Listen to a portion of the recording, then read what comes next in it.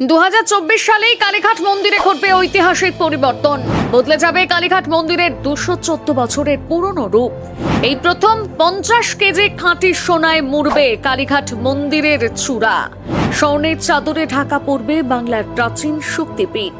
কে দিচ্ছেন এই কারি কারি সোনা? দেখুন, দেশ জুড়ে চলছে রাম মন্দির উদ্বোধনের প্রস্তুতি। তার মাঝে বড় সড়ো পতাকা ফাটালেন মমতা ব্যানার্জি।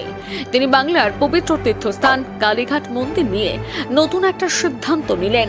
তিনি জানিয়েছেন, নতুন বছরের শক্তিপীঠ কালীঘাট মন্দিরের চূড়াটি খাঁটি সোনায় মুড়ে ফেলা হবে।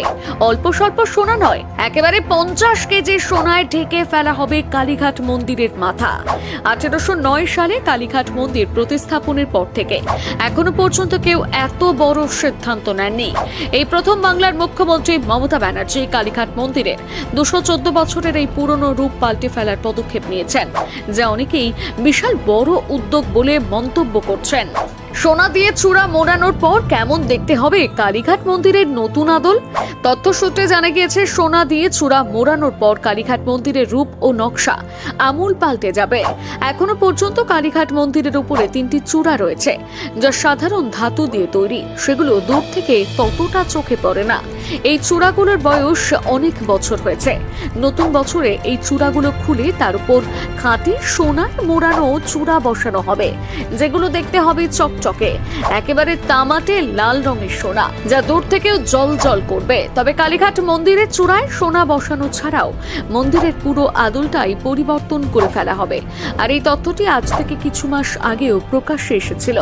সেই সময় কালীঘাট মন্দিরের কর্তৃপক্ষরা জানিয়েছিলেন, মন্দির সংলগ্ন গোটা এলাকা নতুন করে সাজানো হবে। স্কাই ওয়াক থেকে শুরু করে ঝকঝকে রাস্তাঘাট সব মিলিয়ে পুরনো কালীঘাটের চিহ্নই আর থাকবে না। আর কালীঘাট মন্দিরের এই রূপ ও নকশা পরিবর্তনে ভূমিকা রাখতে চলেছে রিলায়েন্স ইন্ডাস্ট্রি। তারা এই সম্পূর্ণ বিষয়টি দেখভাল করবেন, কারণ 2023 সালে মুকেশ আম্বানির সংস্থাকে কালীঘাট সংস্কারের দায়িত্ব দিয়েছেন বাংলার মুখ্যমন্ত্রী। কিন্তু আচমকা কেন কালীঘাট মন্দিরের চূড়ায় সোনা মোড়ানো হচ্ছে? মুখ্যমন্ত্রীর এহেন সিদ্ধান্ত নিয়ে নানা রকম প্রতিক্রিয়া পাওয়া গিয়েছে। অনেকেই বলছেন, অযোধ্যার রাম মন্দির উদ্বোধনকালে বাংলার দিকে যাতে সকলের কৌতূহল ও নজর থাকে, তাই তিনি এমন সিদ্ধান্ত নিয়েছেন। আবার একাংশ বলছেন, লোকসভা ভোটের আগে ভোট ব্যাংকে প্রভাবিত করতে মুখ্যমন্ত্রী এই সিদ্ধান্ত সামনে নিয়েছেন। অন্যদিকে এমনটাও শোনা যাচ্ছে, পশ্চিমবঙ্গে পর্যটক সংখ্যা বাড়াতে মুখ্যমন্ত্রী এই উদ্যোগ নিয়েছেন। যেহেতু কালীঘাট পশ্চিমবাংলার অন্যতম প্রসিদ্ধ একটি তীর্থস্থান, এই মন্দিরের টানে দেশ ও বিদেশ থেকে বহু ভক্তবৃন্দরা ছুটে আসে। তাই পর্যটকদের আকর্ষণের মাত্রা থেকে আরো বাড়িয়ে তুলতে কালীঘাট মন্দিরের চূড়ায় বসানোর সিদ্ধান্ত নিয়েছেন মমতা ব্যানার্জি। কেউ কেউ আবার এই সিদ্ধান্তের সঙ্গে অমৃতসরের স্বর্ণ মন্দিরের তুলনা টানতে শুরু করেছেন। তবে কলকাতার কালীঘাট মন্দির অমৃতসরের স্বর্ণ মন্দিরের মতন হবে কিনা তা জানা নেই। কিন্তু এই গোটা বিষয়টি বাস্তবায়িত হলে কালীঘাট মন্দিরের ঐতিহ্য এবং গৌরব আরো বাড়বে।